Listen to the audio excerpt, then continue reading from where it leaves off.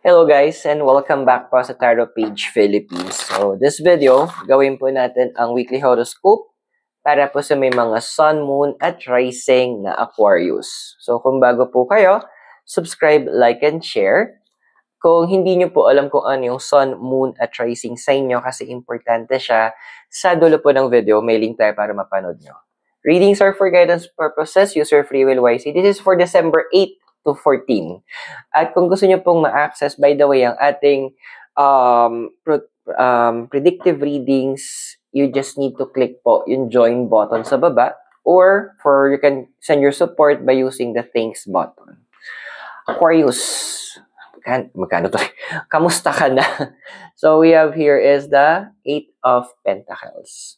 Now, this card actually andun na, well, may yung kanta nga money, money, money. Ayan. Yun yung focus mo ngayon eh. Kasi siguro, malapit na rin kasi ang holiday season or magbabagong taon na rin. Andon na you would love to get more money. Andon, kaya siguro dami sa inyo na medyo lagari talaga kayo in terms of your finances. Kasi andoon na you are trying to make sure na you have more than enough. Kasi ang dami sa inyo, nakikita ko sa card, naranasan nyo din yung part na, sabi na, papunta na rin dun eh, na medyo kinukulang or medyo kinakapos. So, andun yung part na sinasabi ng cards na ayaw mo na siyang mangyari. And ayaw mo na siyang maranasan. Ayaw mo na yung nga, sabi na, ayaw mo nang maramdaman na nakawawa ka sa situation. Na kailangan mong umasa sa ibang tao or kailangan mong tumakbo sa ibang tao for help. So, hindi kita masisisi na gusto mo tong part na to prove for yourself na kaya mo tumayo sa sarili mo mga paa. Now, ang crossing mo lang kasi we have here is the Hierophant. Ayun lang, sorry sa term kasi may iba sa inyo nakikiningas kugon. Tsaka nagkakaroon na madali kayo madiskaril doon sa tina-target nyo. Yung konting, kanyari, ganito na lang. Konting ako, ganun. At yung gagawin ko, then biglang magme-message, uy, labas tayo. Kain tayo, may treat. Kasi batla, narinig ang treat. Narinig ang labas. O, di sama ang back-back, di ba? So, nagawa ko ba yung kailangan kong gawin? Hindi. Na-push back ko na naman siya. Kinulong na naman ako ng oras hanggang mamaya magka-cramming ako. So, pinapaalala sa'yo ng Hierophant that you need to be organized as well. Kailangan mo din na yung tinatawag nating priority setting. Ano ba talaga importante? Ano ba talaga yung dapat unahin? Ano yung pwedeng ipagpaliban, maybe later? Ano yung pwede mo nang tapusin ngayon habang meron kang free time?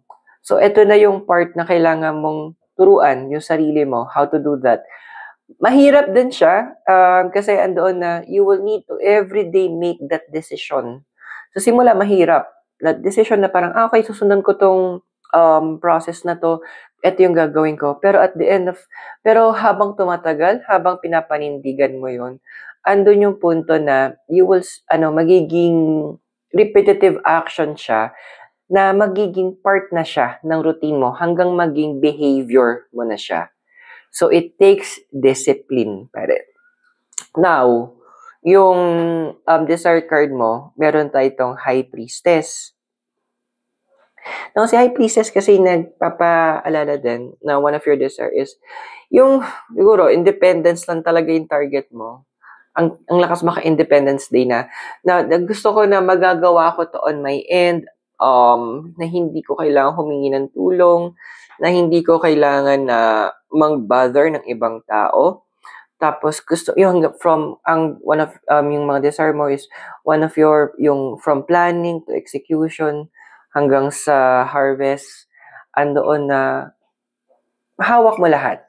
Ikaw yung main character for that. Wala naman masama kasi magbi-build yun ng confidence sa sarili mo eh. Magbi-build yun ng skills mo, mag-sharpen yun ng mga abilities mo. Pero paalala ng universe huwag naman sobra na masyado kang magsusulo kasi no man is an island. And pakiramdaman mo din na if you feel that you need help, you need assistance, huwag ka mag-atubili, gawin mo yon, manghingi ka. Now, this is your foundation. So, we have here is the Six of Cups. Ayun na nga. Ang lakas yung pusong bato. Kaya siguro madalas may misunderstood kayo, no? Na parang wala kayong pake, nonchalant kayo. Kasi andoon yung point na ang dami sa inyo nahihirapan i-process yung emotions nyo. Nahihirapan kayong intindihin yung nararamdaman nyo. Na kailangan magkaroon ng explanation sa inyo kung bakit ganun yung naramdaman ng isang tao or bakit ganito pakiramdam mo. So, andun yung point na you need to also open up. That's why kaya huwag ka masyadong magsolo. Yun eh. Huwag masyadong Independence Day tayo.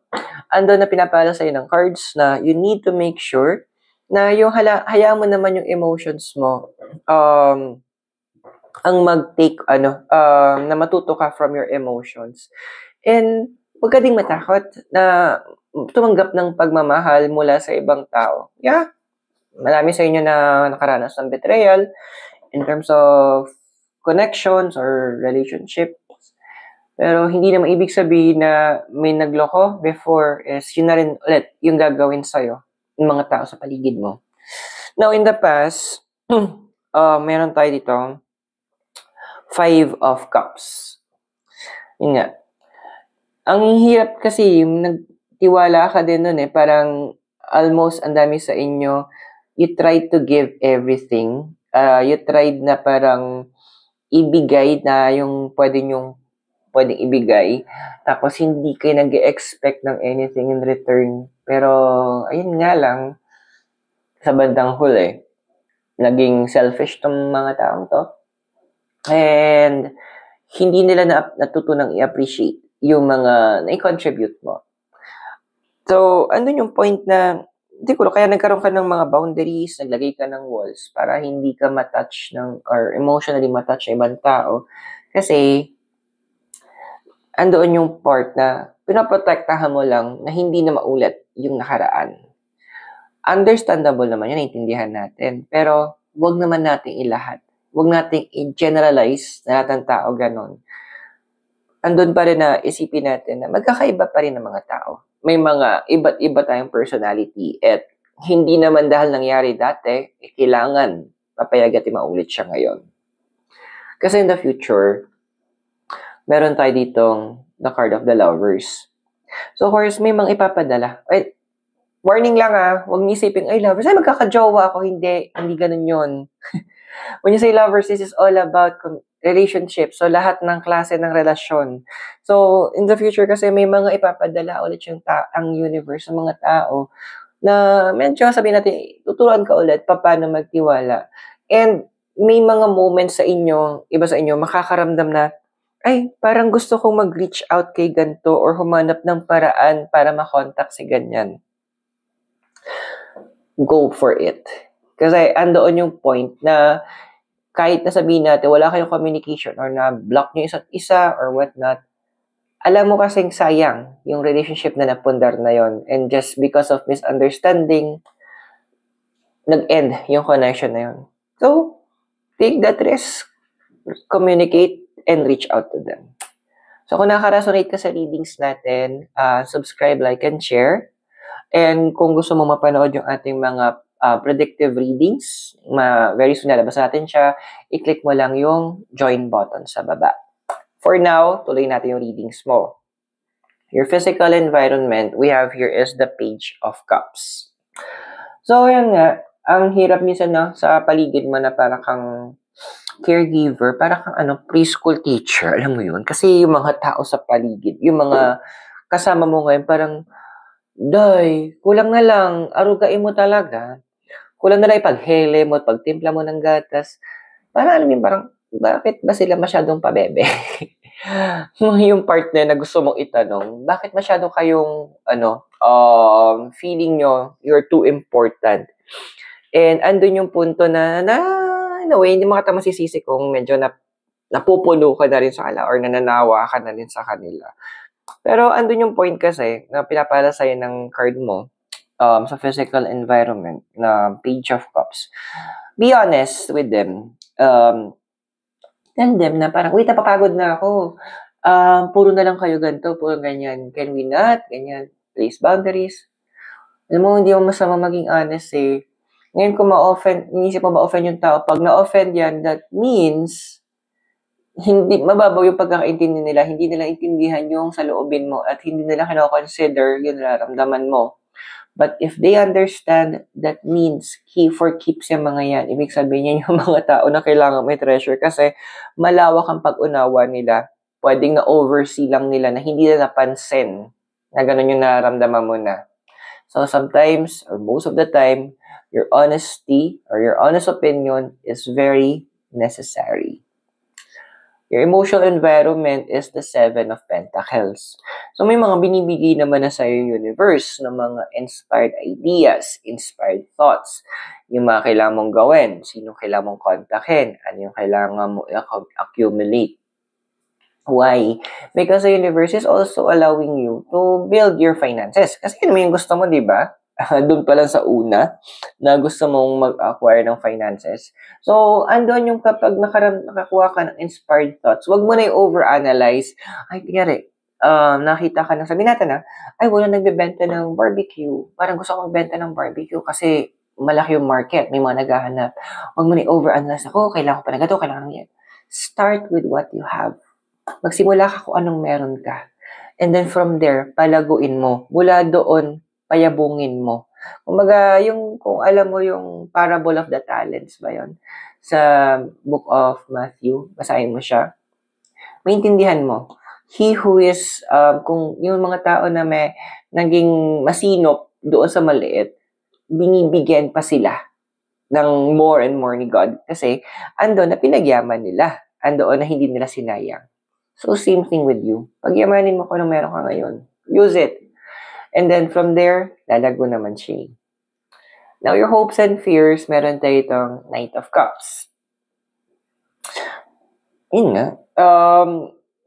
Valid naman yung takot mo na ang hirap magtiwala ulit kasi nga madaming achuchuchu, Aquarius sa paligid mo.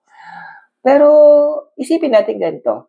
Nangyari sa in the past, yung mga bagay na yon, yung mga betrayals, yung nilaglag ka, hindi ba pwedeng gamitin mo yung nakaraan mong yon bilang way para maging source ng wisdom mo, source ng knowledge, source of experience, para maiwasan mo na kapag darating na yung gantong red flag is alam mo na kung paano mo ibablock o alam mo na imamaneuver yung sarili mo?